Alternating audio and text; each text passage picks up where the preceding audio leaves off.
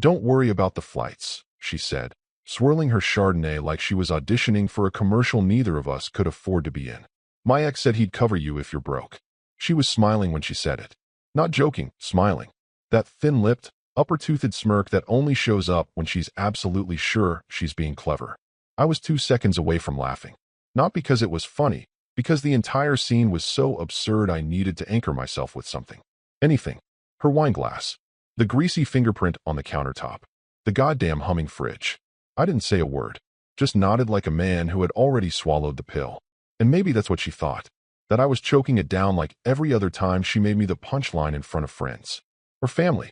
Or the barista who knew our orders better than we knew each other's birthdays. The silent husband. Stoic. Boring. Predictable. She used to call me. Back when that was still a compliment.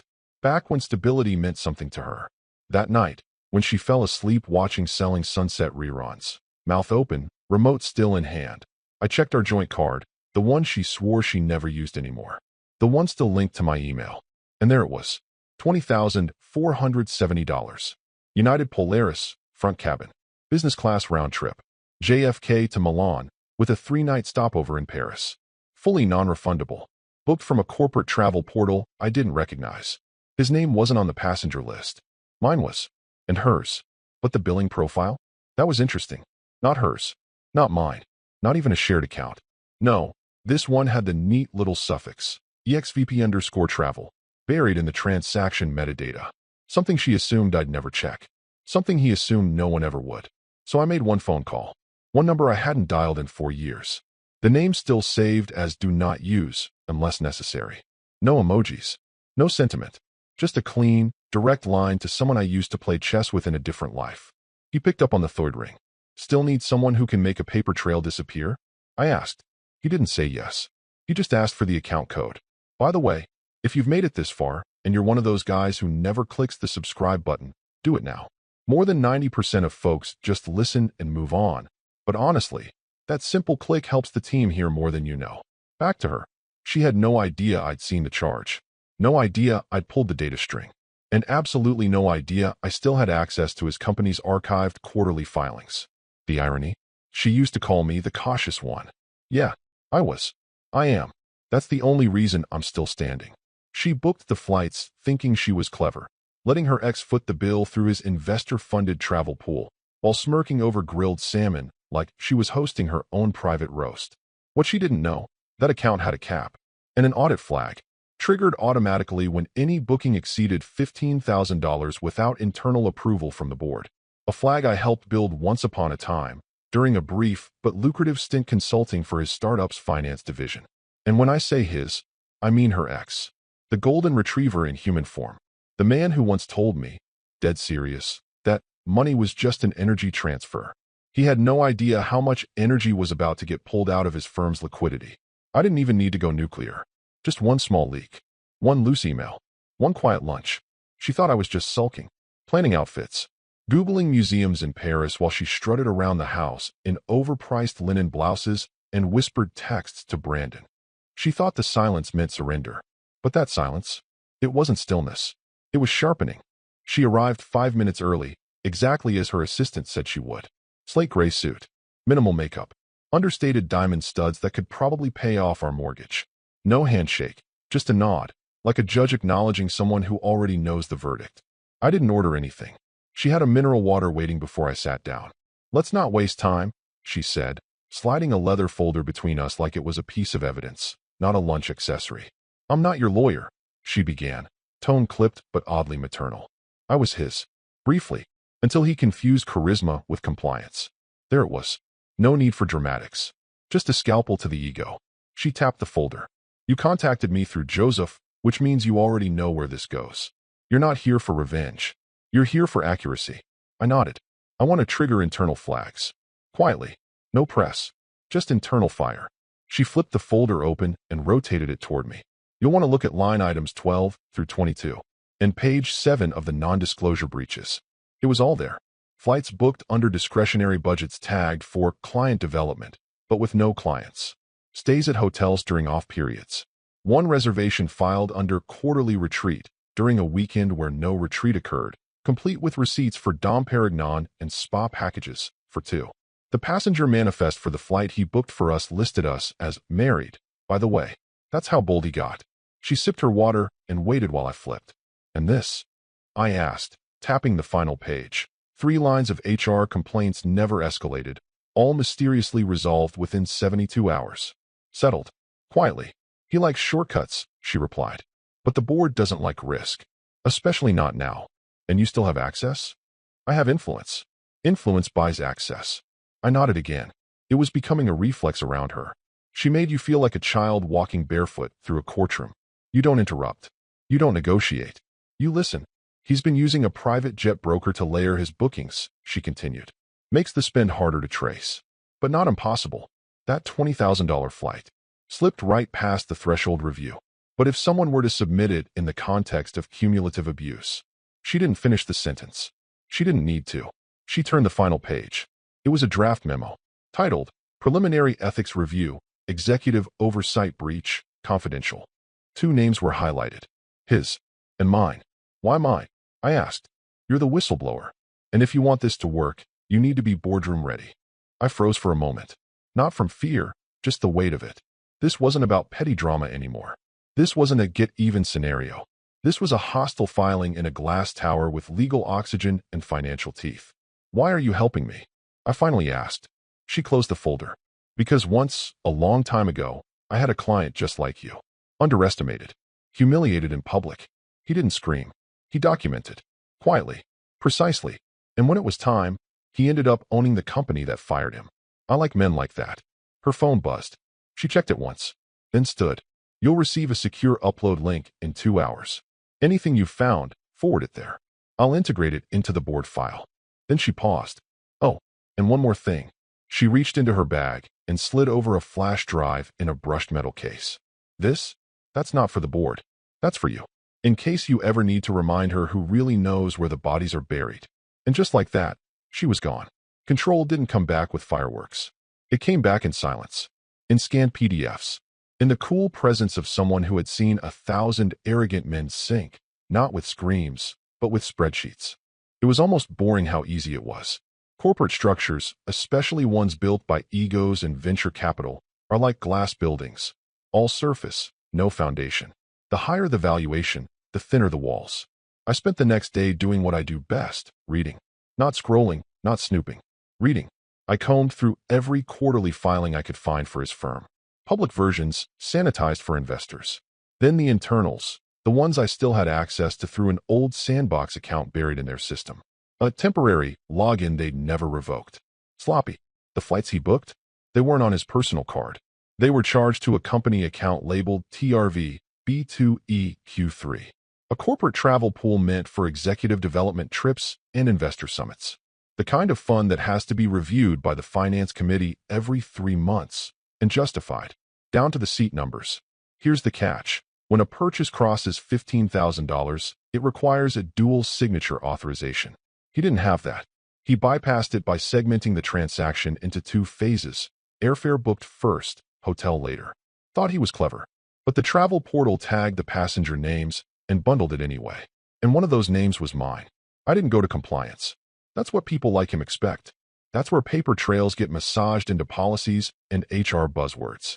No, I went to the one man he feared more than a lawsuit. His co-founder. They built the company together in their 20s. One was the face, her ex. The other was the brain. He stayed off social media, never appeared on stage, and avoided industry press like it carried a virus. But he watched everything. We'd only spoken once before, at a conference. He gave a keynote titled Scaling Quietly. Everyone else clapped politely. I listened, so I sent him a message. Not dramatic. Just 5 sentences. Subject, Expenditure Review, Q3 flag. Body, found a discrepancy in TRV, B2E, Q3 tied to personal use. Includes unapproved international travel booked for 2 non-employees. One of them is your co-founder. The booking ID ends in 6H9Z. Attached, passenger manifest. Screenshot of the charge.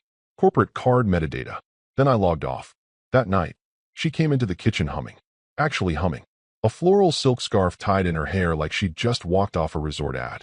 She leaned against the fridge, scrolling her phone, grinning at something I couldn't see. You're awfully quiet lately, she said. not looking up. I was stirring a pot of risotto. Calm.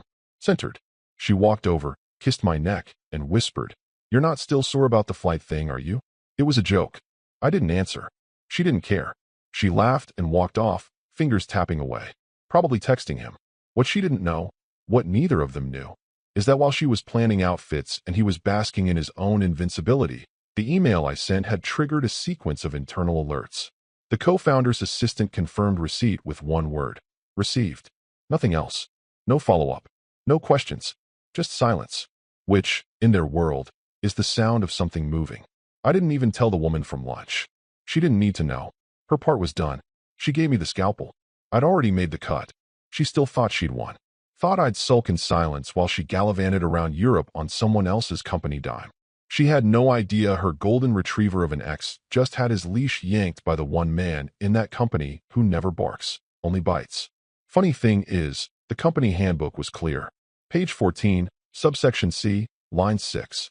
Any personal expenditure disguised as a corporate necessity is grounds for immediate board review, and if escalated, termination without severance. It was almost too easy. He'd used investor money to fund his ego. Now the investors would be introduced to the invoice. And her? She was too busy picking shoes to notice the floor cracking beneath her. She made the reservation for 8 o'clock sharp, some trendy fusion place with lighting so dim you couldn't read the menu without using your phone flashlight. "It's impossible to get a table here on short notice," she bragged, like that made her clairvoyant instead of just flirtatious with the reservation manager. The hostess greeted her like an old friend. Called her by name. Not ours, hers. No +1 mentioned. I was the accessory. She wore the red wrap dress. The one she always claimed wasn't for anyone in particular. The same one I found crumpled once at the bottom of her gym bag, reeking of whiskey and cologne that wasn't mine. I figured we could celebrate early, she smiled, clinking her glass against mine. "You've been so agreeable lately." I poured the champagne into my mouth like anesthesia. The waiter brought oysters. She giggled. She always giggled with oysters. Said they made her feel dangerous. I asked if she'd like to try the duck instead. She waved me off. "Don't get all domestic on me now. We're playing rich tonight." Playing. Interesting word choice, considering the bill was already paid. Just not by her. Or me. We made it halfway through dessert, some tower of sugared pastry and overhyped mousse, when her phone buzzed. Once. She flipped it face down without checking. Buzzed again. Same number. Then a third time. She rolled her eyes. God, can people not handle their own drama for 5 minutes? She glanced at the screen this time. Froze just a beat too long. Then forced a laugh. "Sorry," she muttered. "Just work stuff." She stood up, clutching her phone a little too tightly. "I'm going to take this," she said. I nodded, slicing through the pastry as it slowly collapsed into itself. Layers sliding down like a tiny, sugary landslide. She stepped out onto the patio, heels clicking fast across the floor. The waiter passed by and gave me a sympathetic smile. He probably thought she was chewing out an assistant. Or a sibling. Or a therapist. Everyone assumes the man's the storm. Never the smirking woman in the red dress who can't stop curating her own chaos. I didn't touch my phone. Didn't sip my drink. Just sat there watching the half-melted dessert slump into a syrupy puddle. 5 minutes passed. Then 10. Through the tinted glass, I could just make out her silhouette pacing on the sidewalk. Hand gestures sharp.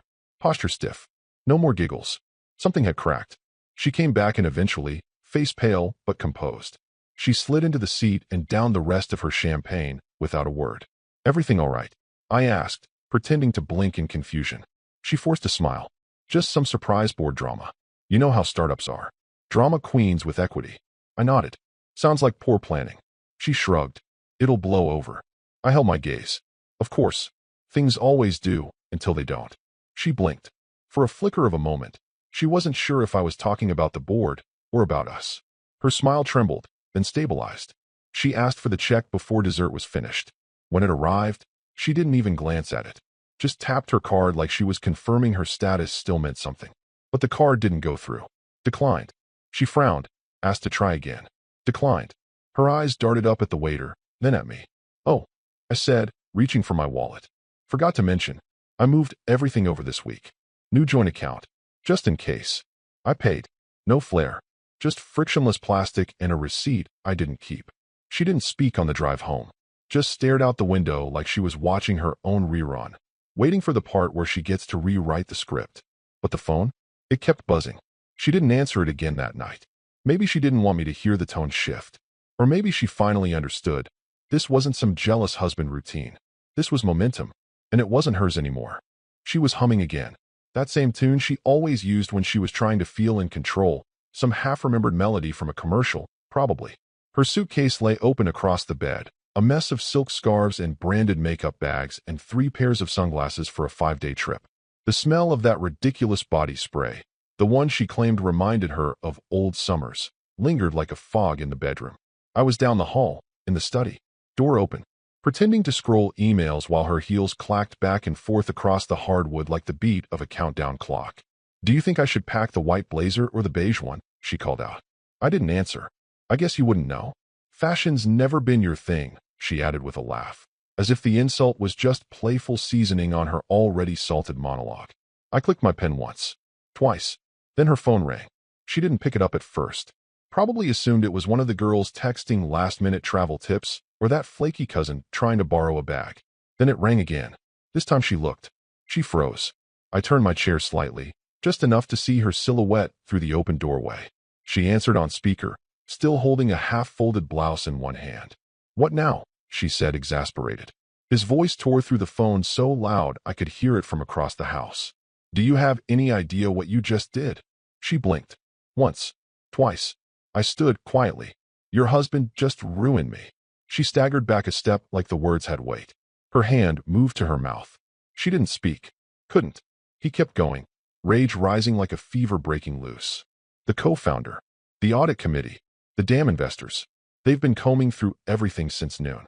She sat down slowly on the edge of the bed, staring at nothing, phone still in hand like it had turned radioactive. "They're voting tonight," he yelled. "Do you understand what that means?" "I'm finished." Her voice came out small, barely audible. No, this wasn't supposed to. I let you use that card one time. One time. You said it wouldn't be flagged. You said it was just for optics." His voice cracked, then steadied into something worse. Silence. Then, quietly, he said, "You let your husband line up the shot, and you handed him the bullet." I leaned in the doorway now, arms crossed. She looked up at me like I was someone else. Like she'd never really seen me before. Not like this. The phone dropped from her hand onto the comforter. Still connected. Still buzzing faintly with the static of a man realizing the empire he'd built with charm and shortcuts was now a crater. She opened her mouth, then closed it, then opened it again. "You," she whispered. "You did this." I didn't answer, just tilted my head slightly, like a man who couldn't quite hear the question. She stood up fast, hands shaking, eyes wide. "You don't get it," she said, pacing now. "He's connected. If he goes down, it's not just him, it's everything. The house, the stocks, the foundation, the perks, everything." She was unraveling, right there in front of me, and all I did was walk to the window, pull the curtains slightly, and mutter, "Guess we'll see what floats when the tide goes out." She threw a blouse at the wall. "This is insane. You're ruining your own life, too." I turned. "No," I said. "I'm removing liabilities." The phone started ringing again. Same number. She stared at it like it was a bomb. And in a way, it was. Just one she built herself. With receipts and arrogance. And that smirk she always wore when she thought no one was watching too closely. But I was watching. And now? She was listening. She barreled into the room like a storm that had missed its target and decided to tear apart the nearest thing standing. The bedroom door slammed against the wall. The hallway light flickered. Her footsteps echoed like an accusation with no jury, just execution. "What the hell did you do?" she barked, eyes wild, face flushed, voice a half octave above anything I'd ever heard from her. I didn't even look up from the living room chair. "I made a call," I said, calm as a man ordering coffee. "A call to who?" she hissed, as if volume could reverse what had already been set in motion. "You think this is funny? You think ruining his career fixes whatever little midlife crisis you're nursing?" I tilted my head. "Someone who reads financial statements better than he reads your texts," I replied. That hit hard. She recoiled, not visibly, but I saw the way her lips twitched, the way her arms folded tight across her chest, not for comfort, but containment. "You're bluffing," she said, voice shaking now, less venom, more static. I reached over to the coffee table and slid my phone toward her. Screen already on. Email already open. She hesitated. I nodded toward it. One subject line. Subject: formal confirmation, ethics oversight action. One highlighted sentence. Thank you for bringing this to our attention. The internal review is complete. Termination vote scheduled for 4 p.m. She read it once, then twice, then again, slower, like the words might rearrange themselves into something gentler if she squinted hard enough. You didn't, she muttered. I did, I said. You can't. I raised an eyebrow. Can't what? Use facts? Leverage documented abuse of investor capital? You're right. Maybe I should have just posted a meme instead. She was trembling now, shoulders tight, face pale. Her phone buzzed again in her palm, but she didn't look down. You don't understand what this does, she said. To me. To us. Us died the moment you let another man book our future. She winced. He was just helping. No, I cut her off. He was bait, and you were happy to be the hook. Silence. Thick, pressing, surgical. I stood now, slow, measured. You told him I wouldn't do anything, that I'd just sulk, maybe write some passive-aggressive note, and eventually get over it. She blinked fast, trying to keep tears at bay, or maybe trying to blink away the version of me she'd never met before. You weren't supposed to actually do something, she whispered. I laughed once. Quiet. Cold. That's the thing. You didn't just underestimate me. You overestimated how much I needed you. She walked backward toward the wall, like distance could rewind this. You don't know what you've started, she said. I didn't start it, I said, stepping past her. I just made sure it had an ending. The email was still glowing on the screen behind me, like a flare sent up in the night. Too bright to ignore, too late to outrun. At the end of the hallway, I paused. You really thought I'd let you smirk your way through this, didn't you? She didn't answer. Didn't need to. Because her silence finally meant something real. Not arrogance. Not dismissal. But fear. Real, dense fear. And for the first time since all this started, I could breathe. They didn't even wait until the end of the meeting. The board voted at 3:56 p.m., 4 minutes ahead of schedule. Unanimous. No abstentions. No delays. No, let's give him time to explain.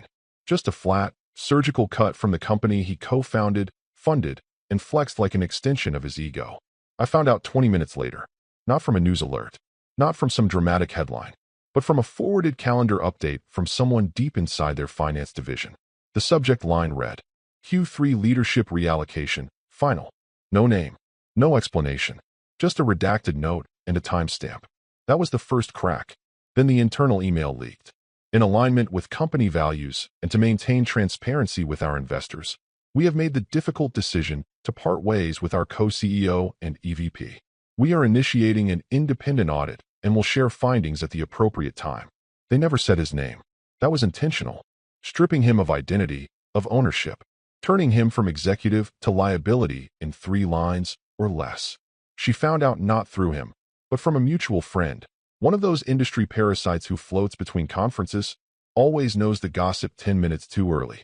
She dropped her phone, literally dropped it, then just stood there staring at the floor like it might open up and explain how this all unraveled so fast. She asked me, later that evening, do you think they'll give him a chance to rebuild? I stared at her. Deadpan. They gave him a vote. But he's gone, I said. By then, the public filings had already been updated. Form 8K posted. Timestamps verified. All clean. And in the notes section of the quarterly report, buried between travel reconciliation and asset diversification allocation, a 1-line entry. Unauthorized expenditures, escalated for legal review. No breakdown. No justification. Just an acknowledgement.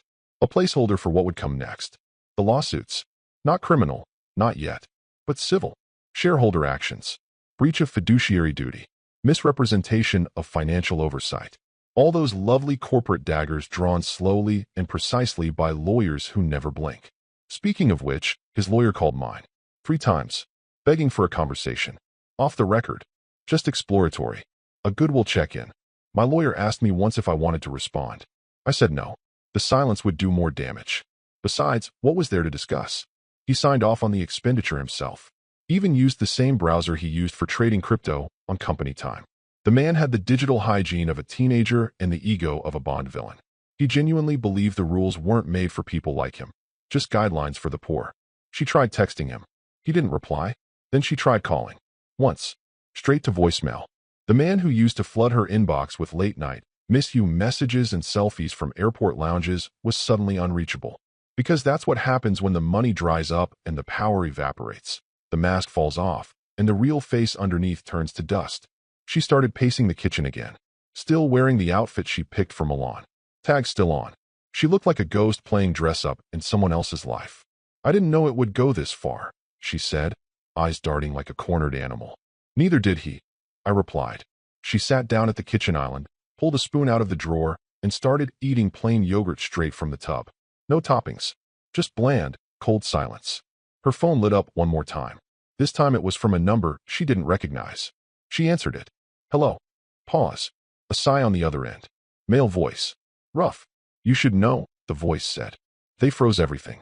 Accounts, shares, travel privileges. Even the car lease. She didn't speak. I told you this wasn't a game, the voice continued. You let him walk right into the lion's mouth. Click. She stared at the phone like it might bite her. And me? I went back to my study. Sat down. Opened the same email again. Reread the line I'd highlighted days ago. Termination vote scheduled for 4 p.m. The vote had passed. The damage was done. And for a man who once toasted to empire building, he now had no title, no severance, and no way out. It started with the group chat.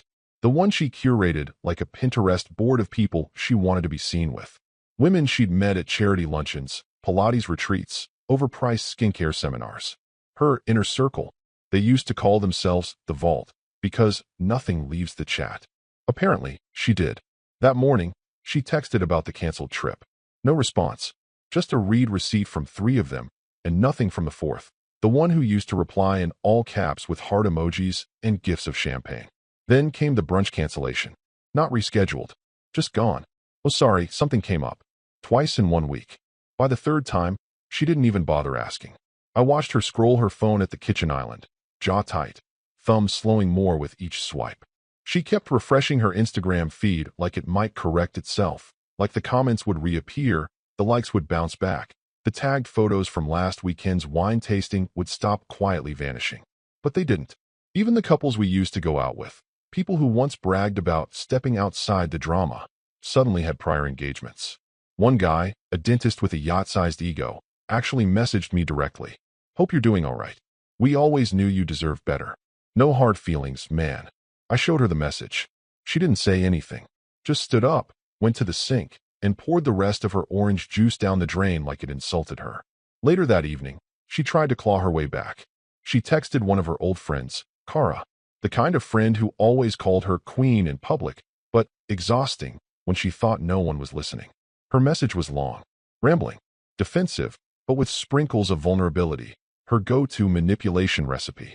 Kara replied with a single sentence. You let your ex drag your husband. Now you lost them both. She read it 5 times before quietly deleting the entire conversation. The next day, her Pilates instructor didn't greet her by name, just nodded vaguely. Another woman in the class, someone who once begged her for skincare tips, moved her mat to the other side of the studio. Even the boutique she used to haunt started asking for payment up front. She came home and flung her Lululemon bag across the entryway like it was cursed. Her phone hit the floor. She didn't even pick it up. People are acting like I killed someone. She snapped at me later that night. I was on the couch, scrolling the news. Didn't look up. Just said, no, but you buried something. She scoffed. Don't be dramatic. Dramatic is losing access to every social favor you cashed in while pretending to be above it all, I said, still not looking at her. She stood there, waiting for me to elaborate. I didn't. Eventually, she walked away, muttering something under her breath. I think she said traitor. Maybe coward. Didn't matter. The words had stopped sticking. What mattered was this. Her currency was status. Proximity to power. She traded and borrowed prestige. But now, she couldn't even rent relevance. The whispers had grown teeth. People talked, at brunches, salons, board dinners. Not loud. Not cruel. Just quiet enough to sting. She weaponized her ex and underestimated her husband. She played both sides and lost the game. She thought being clever meant being untouchable. And the worst part? They weren't even angry. They were amused. Watching her unravel was just entertainment now. And her smirk? That signature, smug, upturned grin she wore like armor? It wasn't a shield anymore. It was a red flag, and no one wanted to be near it. The email hit her inbox at 6:12 a.m., subject line. Your upcoming itinerary, cancellation notice. No explanation. No sorry for the inconvenience. Just cold, automated finality. She stared at it, blinking like the screen might correct itself if she refreshed enough times. Then she opened the airline app and checked manually. Status, void. Then the hotel. Cancelled. The driver service? No record of pickup. She tried calling the concierge line she always bragged about. White glove, executive tier, friends with the manager. This time, she waited on hold for 16 minutes before someone with a script and a neutral tone informed her that the reservation had been closed by the primary account holder. That wasn't her. It was him. Or at least, it had been. But now his cards were frozen. His accounts flagged. His privileges revoked by the board and locked down by finance. And since everything had been booked under his executive tier status, every seat, suite, service, and amenity, she was now tethered to a ghost. And ghosts don't rebook. I passed her in the hallway that morning. She didn't say a word. Just stood there in her robe, mascara already smudged from sleep. Or maybe from the hours she spent staring at her phone in the dark, hoping for a reply that would never come. Her suitcase was still on the bed, half zipped, only one heel packed. She kept pulling things out, then stuffing them back in, like maybe if she packed the right outfit, the world would restart itself. I stood in the doorway. "Where are you going?" I asked. She didn't answer. "Nowhere, I guess," I said, and walked past her. She didn't follow, didn't even turn her head, just sank onto the edge of the bed like a woman who'd been dropped from a helicopter into a life she didn't recognize. One where none of the doors opened and none of the locks fit anymore. I heard the soft tap-tap of her phone keyboard. She was typing, probably to him, probably for the 100th time. "I didn't mean for this to happen. Can we talk? Please. Please don't shut me out." But she never sent it. Just sat there staring at the blinking cursor like it was mocking her. And even if she had hit send, he wouldn't reply. Not anymore. I knew because he had already tried reaching out to me. A single call. I declined it. A single message. "What do you want?" I never answered. Some collapses deserve to echo. She spent the next few hours pacing, opening drawers, closing them, standing in the closet like maybe Milan was hiding between hangers. At one point, she changed outfits 3 times in 30 minutes. Still hadn't showered. Still hadn't packed the charger she kept forgetting. Her power wasn't gone. It had never been hers to begin with. It had always belonged to borrowed cards, plus ones, and backdoor bookings. Now all of it, every glossy veneer, was stripped bare. And what was left? A woman sitting in silence, surrounded by luxury luggage that had nowhere to go. That afternoon, she asked if I could help her find an alternate flight. I laughed. Not loudly, not cruelly, just loud enough for her to hear what was finally, irrevocably true. She wasn't going anywhere. Not just geographically, existentially. It came on a Tuesday. Neutral envelope, no sender listed. Certified. The kind of envelope that arrives with silence. No knock, no doorbell, just the soft thud of finality sliding through a mail slot. She saw it before I did. Scooped it up like maybe it was good news. She was wearing one of her new beginning outfits. Tapered slacks, white blouse, pearl studs. Hair tied tight, lipstick too precise. She'd started dressing like that around the house lately, like a costume could resuscitate her social standing. She thought maybe it was an apology, or a peace offering. She was half right. She waited until I walked into the foyer, then tore it open with 2 fingers. No letter, no greeting, just one sheet, printed spreadsheet. One tab, one line item. Description, trip booked under X's corporate funds, compromised. Outcome, flagged. Triggered removal. She read it twice. Then again. At the bottom, handwritten in dark ink. Different pen, unprofessional, personal. "You weaponized your past. I weaponized your future." She stared at it so long, I wondered if she forgot how to blink. "You did this," she said. Not a question. Not even angry. Just breathless. I adjusted my coat collar. She looked up at me, eyes glassy but dry. The kind of dry that comes after you've run out of reasons to cry. "You really destroyed everything just to prove a point?" she asked. I paused. "No," I said. "I just made sure the right people saw what was already written." She swallowed. Hard. That tightening in the throat when pride finally meets consequence. Her hands trembled, not dramatically, just enough to rattle the corner of the page as it curled against her palm. The finality of it all had finally landed. Not just the trip, not just the card, not just the job, but her reflection in the eyes of every person who once thought she was irreplaceable. She wasn't. She never had been. She'd built her life like a credit line, limitless as long as no one looked too closely. But someone had, and they'd closed the account. I stepped past her without another word. No monologue. No lecture. No, I told you so. Just the quiet weight of a man who'd spent months being underestimated and had finally found the perfect silence to answer for all of it. She turned as I reached the door, holding the envelope like it might burst into flames. "Do you think people will believe you were the victim?" she asked, voice barely above a whisper. I didn't even turn around. "Victims wait," I said. I moved. Then I opened the door, stepped into the cold morning air, and let it close behind me. The envelope fluttered to the floor, and behind it, nothing. No wailing, no begging, no chase. Just the echo of a woman who'd mistaken cruelty for cleverness, and realized too late that I hadn't been quiet because I was weak. I'd been quiet because I was already finished.